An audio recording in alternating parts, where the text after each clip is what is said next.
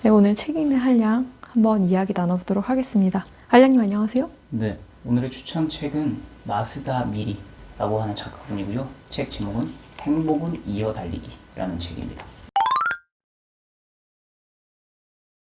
근데 책에 대해서 얘기하기 잠깐 전에 간단하게 왜 이 책을 읽어야겠다고 생각하셨는지. 저는 일단 마스다 미리라는 작가를 꽤 애청을 많이 좋아해서 그동안 여러 번을 읽었습니다. 원래 마스다 미리를 이미 알고 계신 분들이라면 4컷 만화 또는 8컷 만화, 숫장이라고 하는 매우 단순한 여성 캐릭터로 그려내는 일상툰이라고 하죠. 웹툰처럼. 네. 그런 좀 짤막한 글들, 그런 만화가 원래 주 타겟이었고 이번에 가장 큰 장기예요. 그래서 그런 책을 못해도 한 5권 이상은 읽은 것 같습니다. 소소한 재미가 있죠. 그러니까 이 마스다밀이라는 분은 이미 일본뿐만 아니라 한국에도 팬층이 꽤 있는 것 같아요. 왜냐면 번역되는 책들을 보면 거의 실시간으로 모든 책들이 번역되어 있는 걸 보면 꽤 많은 사람들이 좋아하는 분이구나 그런 생각이 들고요. 추천하는 이유는 방금 말씀하셨듯이 거의 일상에서 벌어지는 아주 작은 이야기들, 이런 걸 써도 돼? 라는 얘기까지도 사실은 이 책에 들어있습니다.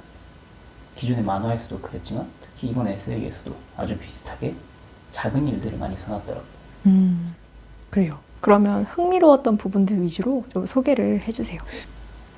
아버지와 자전거. 그러니까 보통 아이들은 크면서 자전거를 선물 받잖아요. 그래서 어렸을 때 빨간 자전거를 선물 받아서 타고 다녔다 이런 얘기를 하면서, 근데 이분이 지금 나이가 40 중반, 40대 후반 또는 50대 초반 그 정도쯤이거든요.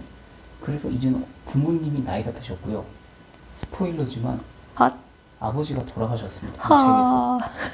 그래서 아버지가 되게 오래된 각도가 한 45도 삐뚤어진 자전거를 계속 타고 다니시는 걸 보면서 하나 무턱대고 사드렸어요. 네. 근데 빨간색 자전거밖에 없다고 했어요. 네. 그 점원이.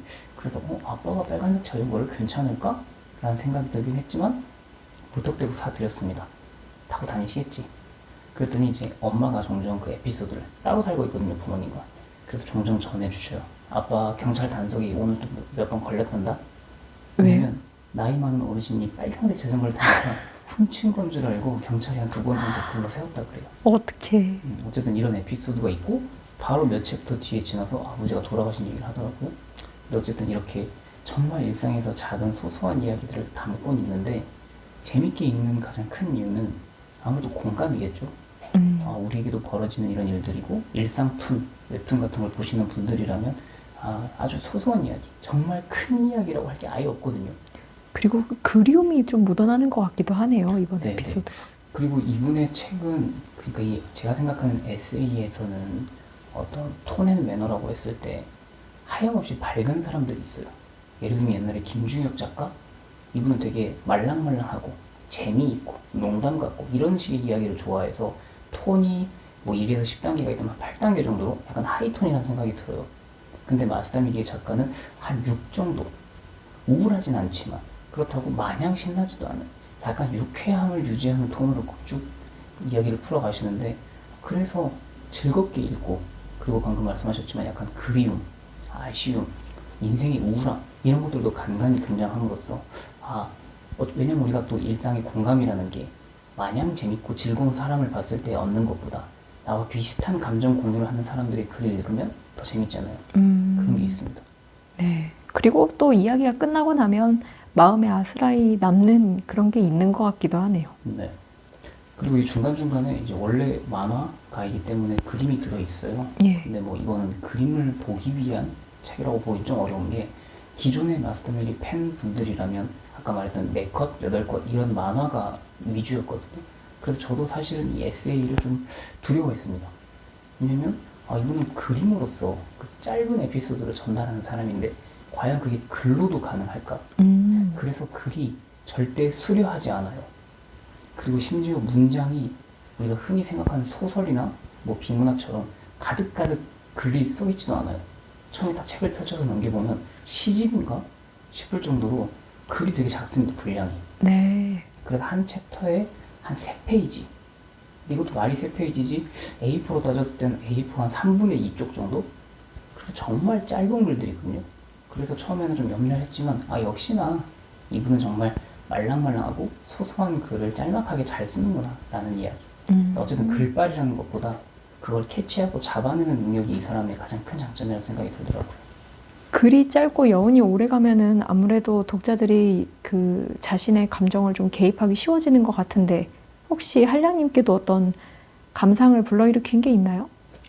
아니 방금 그 말씀을 하시니까 그러니까 이 책을 읽는 방법 중에 저야 물론 빨리 읽고 싶은 마음도 있었고 그리고 시간적인 여유가 있으니까 앉은 자리에서 거의 뭐 하루 만에 다 읽었지만 사실 이 책의 분량도 그렇고 에피소드도 그렇고 방금 낭만님이 말씀하신 것처럼 자기 이야기를 한번 되새겨보는 그런 차원에서 출퇴근길에 잠깐 짬을 내서 한 챕터씩 읽으면 어떨까라는 생각이 들었어요.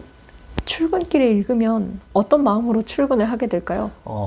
일단은 당장 닥쳐올 출근을 해서 부장님과 동료 이런 사람들의 업무 스트레스가 물론 몇 분 후, 30분 후에 회사에 들어가는 순간 펼쳐질 거예요.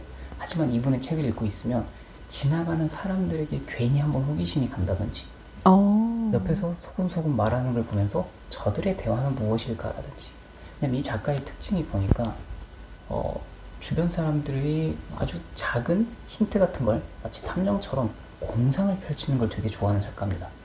이렇다면 어떨까? 저렇다면 어떨까? 혼자 그런 식으로 망상에 가까운 그런 이야기들 막 하는데 그걸 보고 있으면 그래서 약간 유의점은 진지한 걸 좋아하시는 분은 이런 책은 안 어울립니다. 진지한 걸 좋아한다.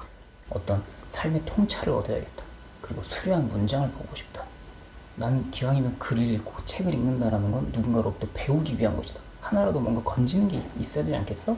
이런 생각을 갖는 분이라면 이거 이렇게 남의 일기를 훔쳐보는 수준인데 봐도 돼?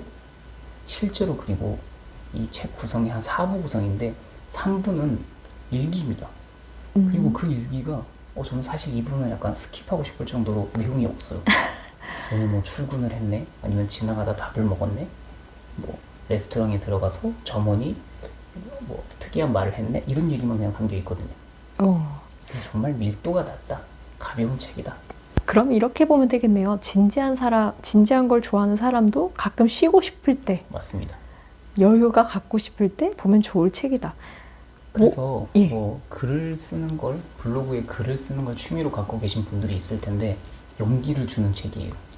나도 할 수 있다. 네. 그리고 아까 말했듯이 일상에서 벌어지는 아주 작은 미묘한 포인트를 잡아내서 글로 남기는 분이에요. 예를 들면 뭐 신칸센, 일본에는 열차를 타고 어디를 가는데 옆자리 사람과 당연히 모르는 사람이 앉게 되겠잖아요. 근데 좌석, 등받이 좌석을 약간 뒤로 자신이 눕혔어요.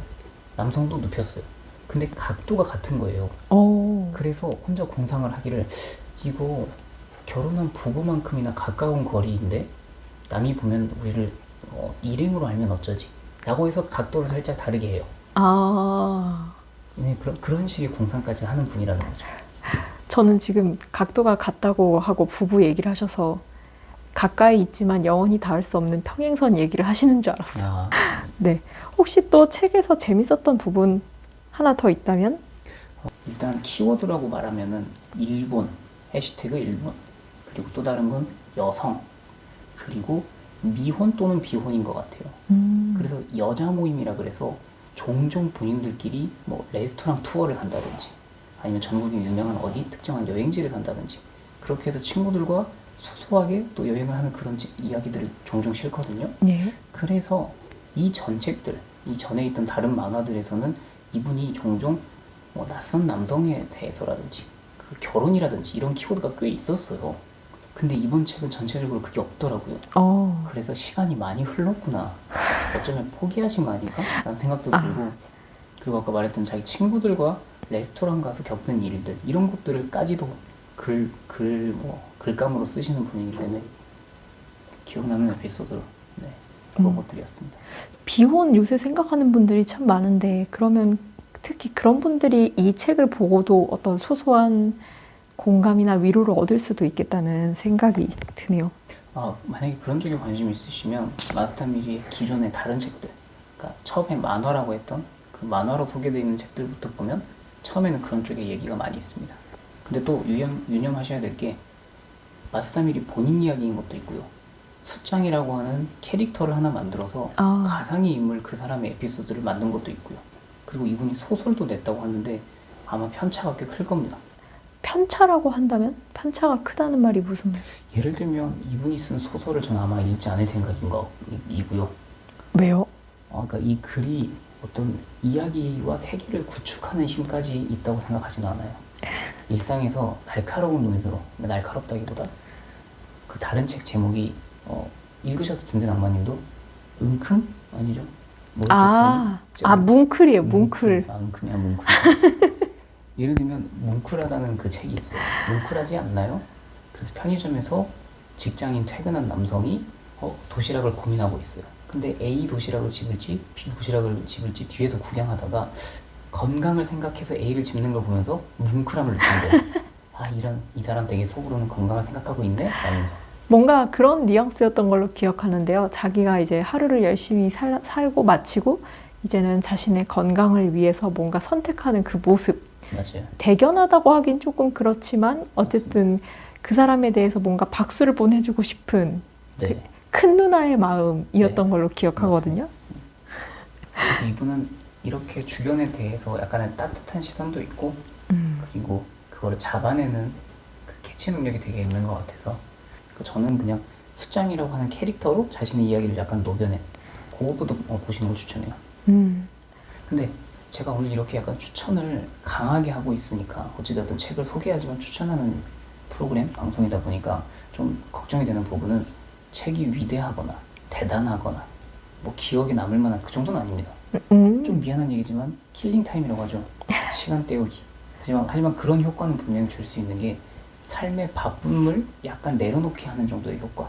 그럼요. 그럼 충분하죠. 그리고 요새 또 휴가철이 이제 다가오니까 여러모로 도움이 되는 책일 것 같습니다. 이 제목이요. 행복은 이어달리기잖아요. 그러면 그거랑 책 내용이 좀 어떻게 연결된다고 보세요? 전혀 모르겠네요. 소소한 행복들을 나열하고 있는 걸로 봐서는 이렇게 행복이 어쨌든 이어지고 있다 뭐 이런 얘기일까요? 이게 표제작이라든지 행복은 이어달기라는 어떤 소챕터가 있으면 좋겠는데 없어요. 그리고 왜 이런 제목을 지었는지에 대한 내용도 없고요. 근데 말씀하신 대로 추측하면 그런 작은 행복들이 꾸준히 뭐 행복은 강도보다 빈도라는 말처럼 계속 나오고 있다. 그런 식으로 제목을 지은 것 같지 정확하게 모르겠습니다. 그래요. 꼭 의미가 있게 읽어야 될 필요는 없죠. 자, 또 이 책에 대해서 하고 싶으신 말씀. 글 쓰는 걸 취미로 갖고 있는 분들이라면 이 책을 읽다가 나도 일기를 써볼까? 라는 생각을 하실 거예요. 근데 최근에 제가 도전하고 있는 일기가 뭐냐면 제 일기장 제목이거든요. 어차피 인생은 365일. 그러니까 일기를 매년 오프라인에서 쓰시는 분이면 일기장을 새로 바꾸실 거예요. 1권, 2권, 3권 누적해 나가죠. 근데 이 재미 중에 하나가 그러니까 작년의 오늘은 난 오늘, 그러니까 오늘 무엇을 했을까? 1년 전 오늘 나는 무엇을 했을까를 염탐하는 재미가 있거든요. 내가 쓴 내용이지만. 그래서 온라인으로 저는 블로그에 쓰면서 딱 365장짜리의 페이지를 만들고 매년 같은 날짜에다가 일기를 아래로 누적해서 쓰는 거예요. 그런 게 실제로 있잖아요. 네, 아시죠? 영감을 얻었죠. 5년 일기 뭐 이렇게. 그래서 그 일기를 계속 써보겠다 생각을 하는 와중에 이 책을 읽고 나니까 하루 종일 드는 잡념들 있죠. 잡생각들도 전부 한번 일기로 써봐야겠다 라는 생각이 들더라고요. 예를 들면 뭐 오늘은 비가 왔다. 장마가 시작됐다. 근데 장마라는 게 궁금한 거예요. 며칠이지? 한국에서 장마는 도대체 한 달? 일주일? 내가 거의 36년간 살아왔는데 장마 기간이 얼마인지를 찾아본 적이 없더라고요. 그래서 그걸 인터넷에 한번 찾아보고 오늘은 이걸 내가 찾아봤지 라고 기록에 남겼습니다. 그래요. 장마는 며칠이던가요? 한 달 정도인데 실제로 비는 한 보름 정도 온다고 합니다. 그렇군요. 그리고 오늘은 방충망을 새로 갈아 꼈고요. 이런 이야기를 그냥 적어놓고 있습니다. 얼추 얘기가 다 끝난 것 같은데 마지막으로 마무리 멘트를 한번 해주시죠. 마스터 미리를 이미 아시는 분들이라면 꼭 만화가 아니더라도 에세이를 한번 도전해 보시길 바라고 뭐야 재미있다는 거야 없다는 거야 헷갈리시는 분들이라면 책이 정말 가볍고 소재 자체도 무겁지 않으니까 첫 번째 읽으시는 분이라면 사보지 마시고 빌려서 한번 접해보시길 추천하겠습니다. 끝입니다. 네, 알겠습니다. 오늘 소개해드린 책은 행복은 이어달리기 마스다 미리 책이었습니다. 감사합니다.